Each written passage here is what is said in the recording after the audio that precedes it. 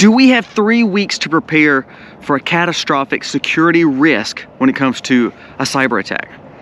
Is it something almost quote unquote like the Pearl Harbor of technology? Not only that, are we gonna be putting ourselves in a very dystopian style future all because of it? Let's jump into it today, some of these startling facts and how we should prepare, especially as someone who wants to live sustainable, someone who tries to not live their whole life virtually. Let's jump into it. Today's video starts right now.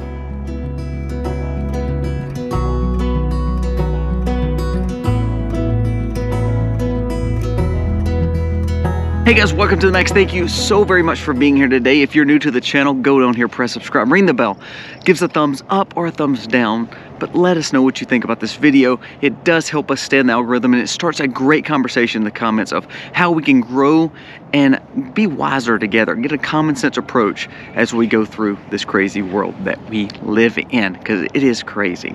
Now let's talk about the stories for the day. Now we're going to mention a few things and then how you should look at it and how you could prepare better. I want to start with one story from Zero Hedge. It says, federal agency issues security warning for all Apple devices, and they give them 3 weeks to comply to it.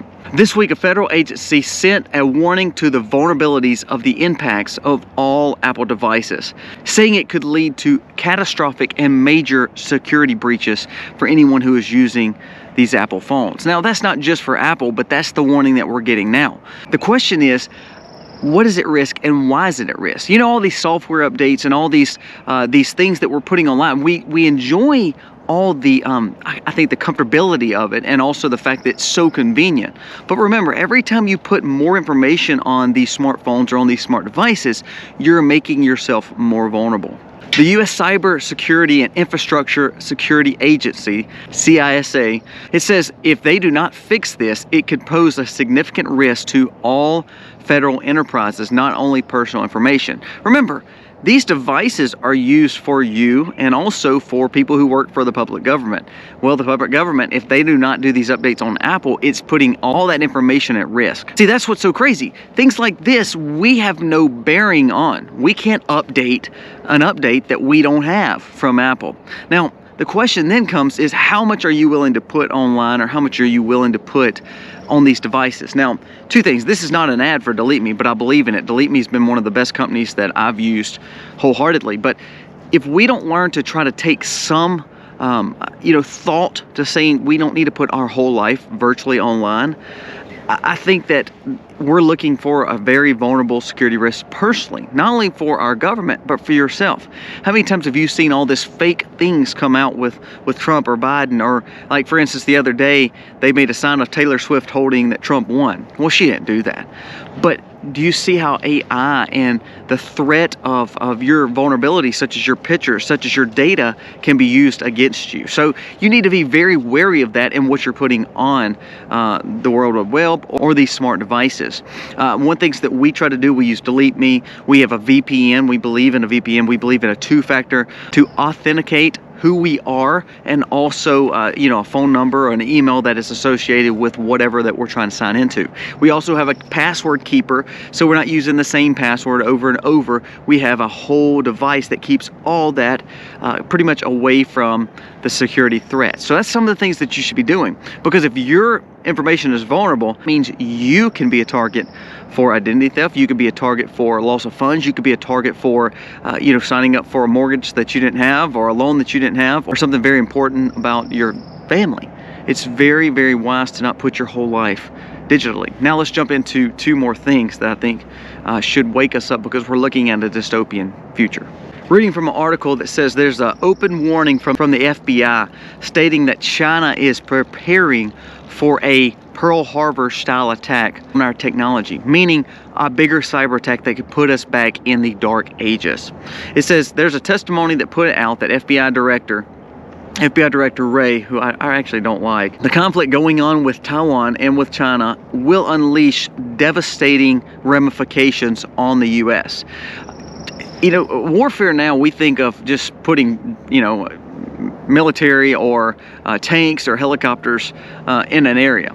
That's not how wars are fought anymore. Putin actually said that World War III will probably be fought with ones and zeros, zeros and ones, which is a coding, which is dealing with cyber attacks.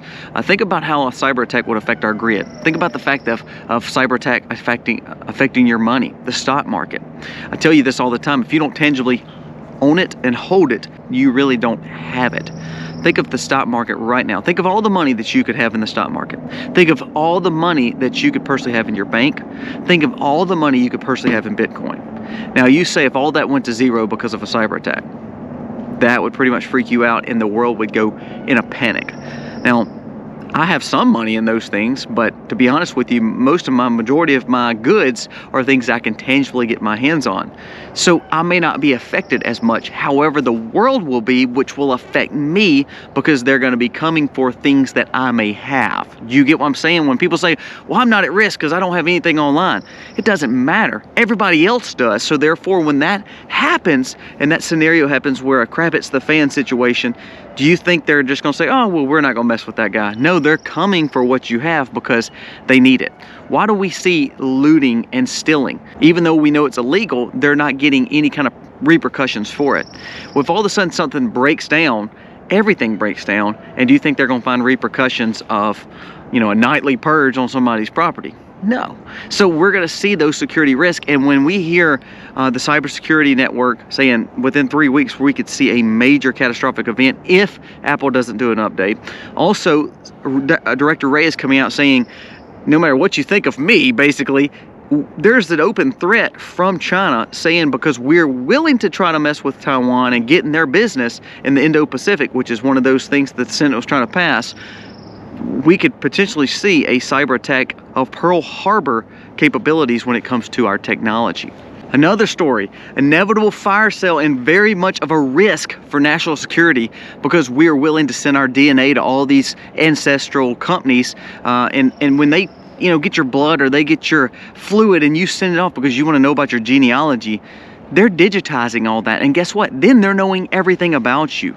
So nothing against 23andMe or Ancestry.com or all these other companies. If you don't know your family tree, I don't know if it's worth trying to find it out because then what you're doing is they're digitizing all your biometrics, all your data. Some of this stuff, even though it seems neat and cool and awesome, it's dangerous. Be wary because a lot of times when you have something at your home, what do? You put up a fence, you put up a safe, you lock your doors, and so you can control. But when you put your data on one of these, you don't control it anymore, no matter what, because it's not right here in your tangible hands.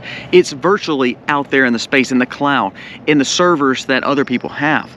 So your information is at risk. For instance, people say it can't happen. It's happened with 23andMe. Also, the PA court system, Pennsylvania court system, this week, websites go all offline. They could not hold certain courts in Pennsylvania because of a denial of service cyber attack. So you don't believe these cyber attacks are happening? Look at us in the South. We had the Colonial Pipeline attack a few years back. I don't know if y'all remember that. Caused a major issue with gas, not because we didn't have enough. It was because that pipeline took it to where it needed to go. It made people freak out. Then they were taking gas and stifling it, saying you could only have certain amounts. So it can happen, and we're looking regional right now, but what if all of a sudden it goes to a bigger part of America? What if all of a sudden it goes for longer than just a few hours? Think of Canada with a raccoon. If a raccoon can shut the whole grid down in Toronto for a day, think of what China can do with their capabilities. Think of what Russia or whomever can do with their capabilities. We're going to see more of that. And the more, honestly, the more we put on the grid in this leftist agenda that's been pushed, the more vulnerable you're going to become. Last thing we're going to talk about, biometrics, data. How do most people identify, or how do governments, how do spyware, how does all that identify us? Typically by fingerprints, by the way we look, our blood type. That's how they know who we are. Here's even something more riskier. What tells who you are more than even your fingerprint?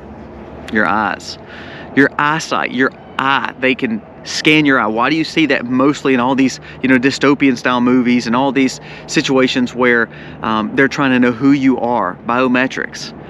Your eyes tell your whole story. Well, Apple comes out with this $4,000 goggle device, and people are actually buying it, lining up to spend $4,000 on an Apple device to go over your eyes, so you can basically have your phone right here. It digitizes everything for you. You can type with your fingers. Everything is getting your eyesight. Do you think they're reading a lot of your biometrics right there? Getting more of your identification through those glasses and goggles? Yes. Well, then all of a sudden, if Apple's at security risk, then is your biometrics even more at risk? Are you getting more overly programmed because you're believing that this stuff is actually convenient, and actually it's just taking maybe your finances? Maybe it's getting more information about your family. Have you seen people walking around? Go on Twitter, you can see there's just random people walking around and doing this with their fingers, trying to, you know, tell with these goggles. First of all, you look absolutely ridiculous because you're walking around with almost like scuba glasses on. Secondly, the security risk of it all. Not only are you walking around with glasses so you can see in front of you, but your peripherals are gone. So how much are you at risk of just being, you know, taken advantage of physically? But again, the convenience elements of it, the fact that you're spending almost what I spent on my first car back in 2003. I paid $4 grand for a car. So it's amazing that we're paying that for some goggles, that all it is just basically your phone, because you're so inconvenienced to pull your phone out and do something with it. You want it on your face. We are looking at a new dystopian nightmare. People are wanting to put chips in their arm to scan. People are wanting quicker ways to pay. People are wanting their digitized phone right in their face because it's just too much work to pull it up and just call and type on it. I'm serious. Convenience is costing a security risk. That security risk will put our vulnerabilities all on the grid or all into technology, and therefore, if we see a major cyber attack, your whole world will be thrown upside down. So again, few things. Have a VPN. Have a two-factor way of authenticating who you are. Change your passwords regularly, making sure that you're not as vulnerable as you think. Personally, I don't like putting my kids' pictures all over the web. I think that's dangerous. Personally, we don't put our whole life on the web. If you see the way we video, we don't show you everything on our property because that could be a security risk for us personally. So we have to be very smart in what we're doing. Make sure if you're going somewhere and you don't want people to know that, these phones, even though they're off, they're tracking you. So leave your phone behind. Verify emails. Verify phone calls. Some of the stuff is fake and they're trying to get your information. I think the more we put our information out there, the more vulnerable we are, the more vulnerable the government is, and therefore we could be looking at either a cyber tech that puts us back in the Stone Age, or a dystopian future where we rely strictly on what everyone tells us, because we're now so compromised that we have to listen to them because they have all our data and all the information about us. It's two scary scenarios. Be prepared for both. Make sure you have the things you need, but also protect yourself when it comes to all the risk online. You can't help what Apple does. You can't. So therefore, try to not put as much on it, and try to realize you still live in a world. We don't need to live in a virtual world. We have this beautiful world that God's given us. Let's live in it. Guys, thank you for watching. Let me know what you think about this video. God bless. Happy homesteading, y'all.